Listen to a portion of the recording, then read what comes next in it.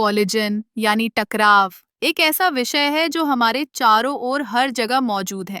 सोचिए, जब दो गाड़ियों की टक्कर होती है तो क्या होता है? यह सिर्फ एक दुर्घटना नहीं है, बल्कि यह भौतिकी के नियमों का एक अद्भुत उदाहरण है। जब दो वस्तुएं टकराती हैं, तो उनकी गति, द्रव्यमान और दिशा सभी महत्वपूर्ण होते हैं। आइए, इसे सरलता से समझते हैं। मान लीजिए, एक गाड़ी 60 किमी घंटा की गति से चल रही है और दूसरी गाड़ी 40 किमी घंटा की गति से। जब ये दोनों टकराती हैं तो टकराव के समय उनके गति का वेग और दिशा बदल जाती है। यह टकराव एक ऊर्जा का आदान प्रदान करता है, जिसे हम संवेग कहते हैं।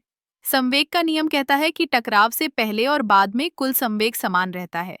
इसका मतलब है कि अगर एक गाड़ी भारी है और दूसरी हल्की, तो भारी गाड़ी हल्की गाड़ी को अपनी गति में प्रभावित कर सकती है।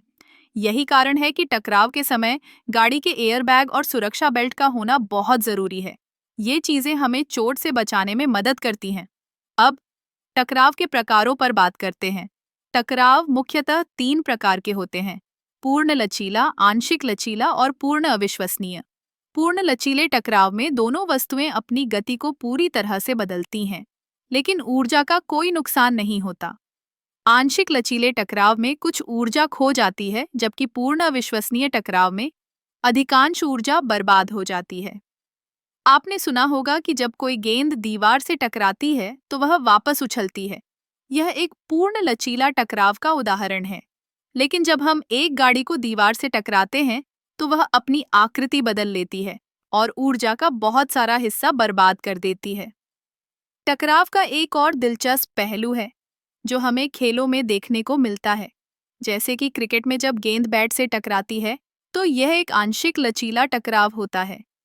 बैट गेंद को तेज गति से आगे बढ़ाता है और यही कारण है कि गेंद इतनी तेजी से उड़ती है।